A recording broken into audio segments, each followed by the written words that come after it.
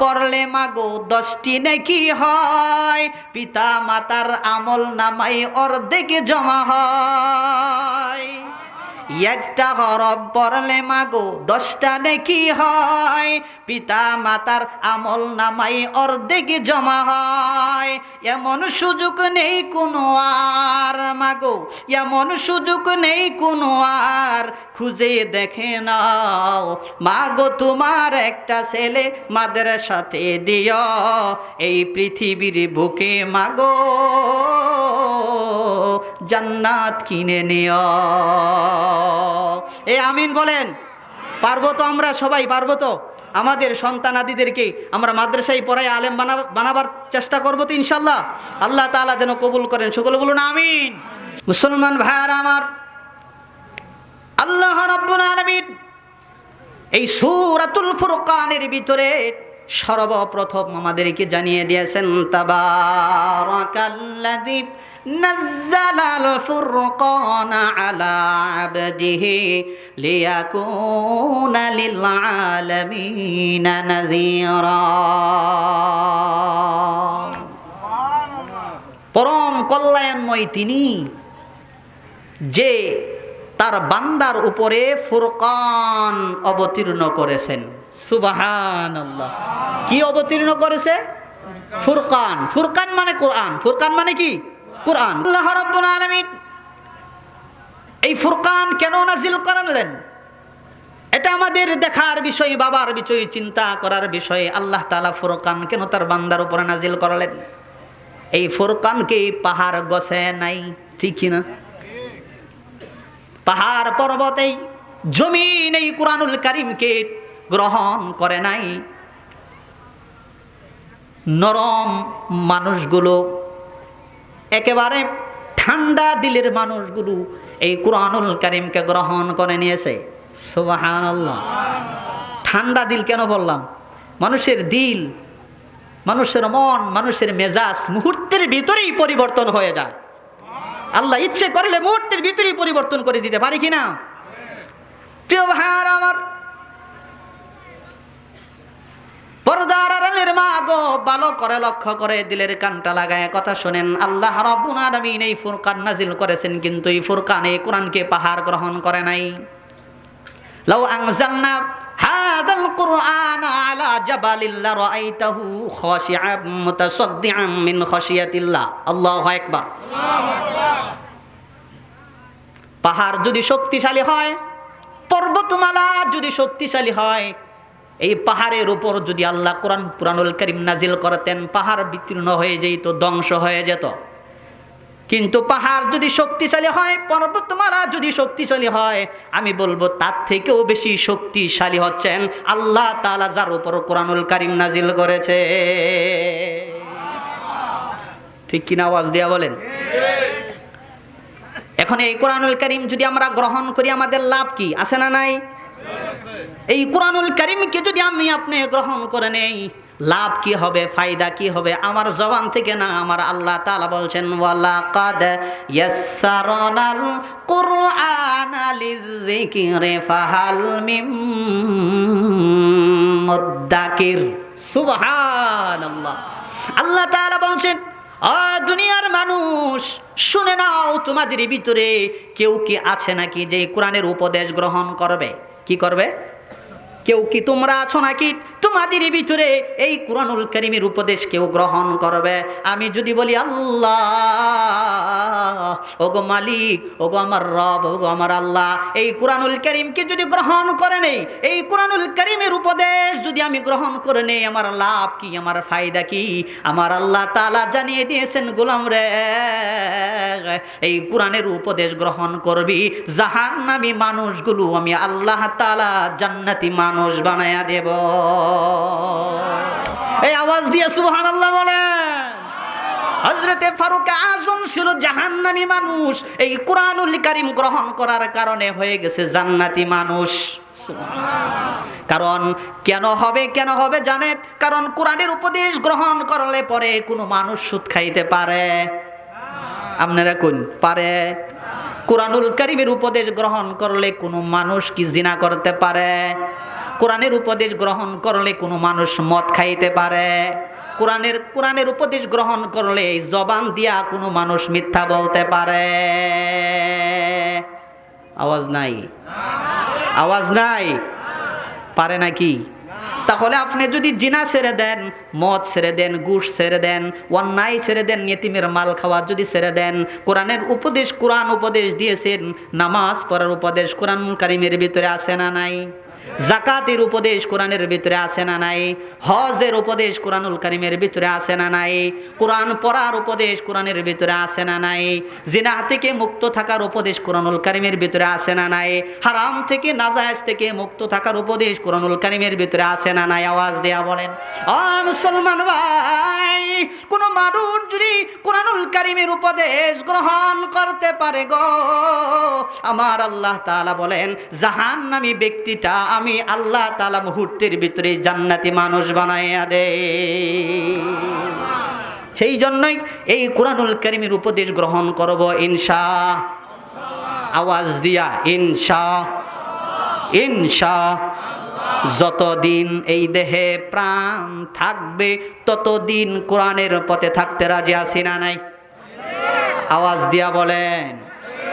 যতদিন এ দেহে থাকিবে পরাণ ততদিন গে যাব কোরআনের গান। আওয়াজ দিয়া বলেন ঠিক কিনা? কোরআনের পথে থাকতে রাজি আছি? লিল্লাহে তাকবীর। এই দুটো হাত উপরের দিকে আল্লাহকে দেখায়া দেন, লিল্লাহে তাকবীর। আল কোরআনের আলো। যতদিন এ দেহে থাকিবে পরাণ ততদিন গে যাব কোরআনের গান।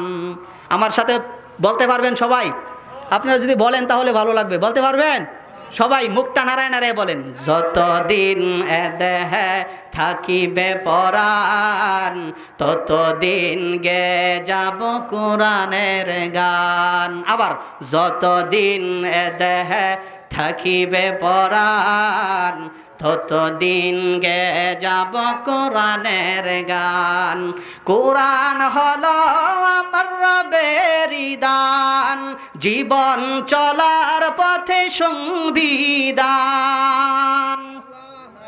ঠিক কিনা? কোরআন হলো আমার রবের দান, জীবন চলার পথে সংবিধান।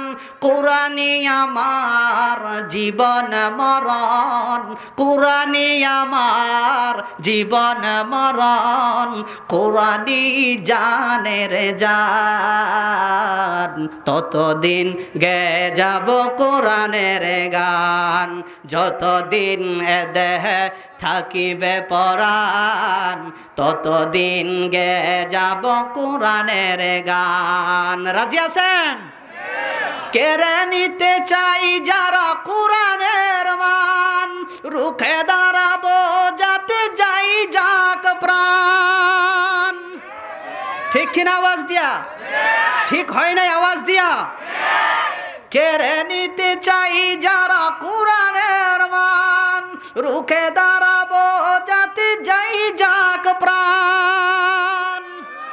জানো কি তোমরা পরপারে শহীদের আছে কি সম্মান? ততদিন গে যাব কোরআনের গান। যতদিন দেহে থাকিবে পরাণ ততদিন গে যাব কোরআনের গান। যতদিন দেহে থাকিবে পরাণ ততদিন গে যাব কোরআনের গান। রাজি আছেন? জোরে আওয়াজ দিয়া বলেন ইনশাআল্লাহ। আর একটু আওয়াজ দিয়া বলেন ইনশাআল্লাহ। মুসলমান ভাইরা আমার,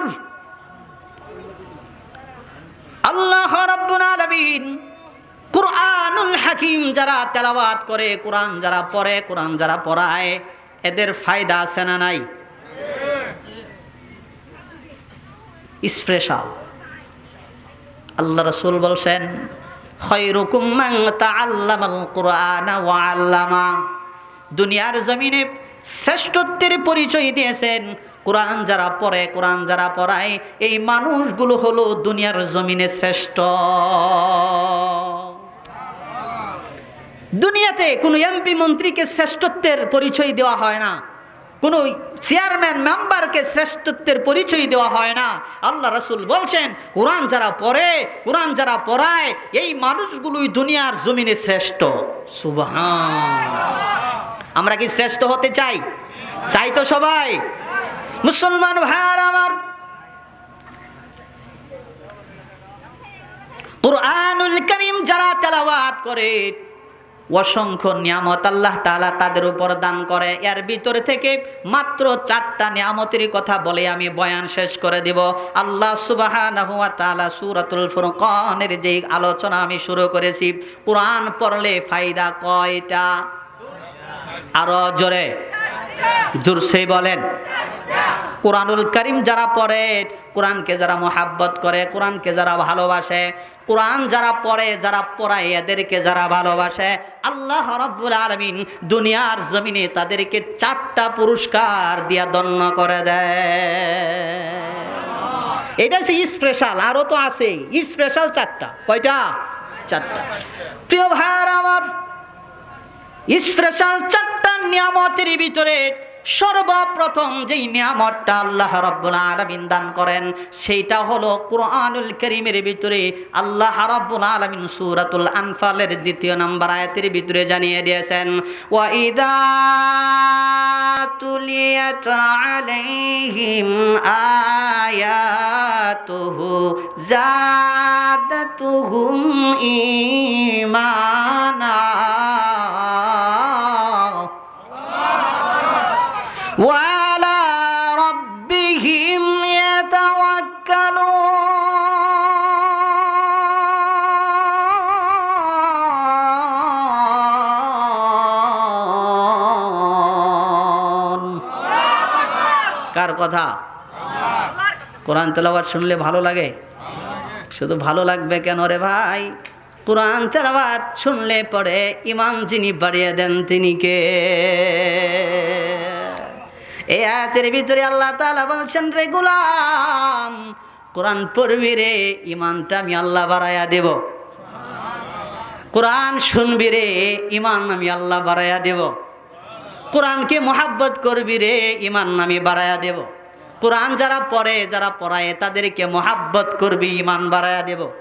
কোরআন যেইখানে পড়ানো হয়, নবীর ঘর মাদ্রাসাকে মোহাব্বত করবি, ঈমান বাড়ায়া দেব। সুবহানাল্লাহ। এই আওয়াজ হয় নাই? সুবহানাল্লাহ।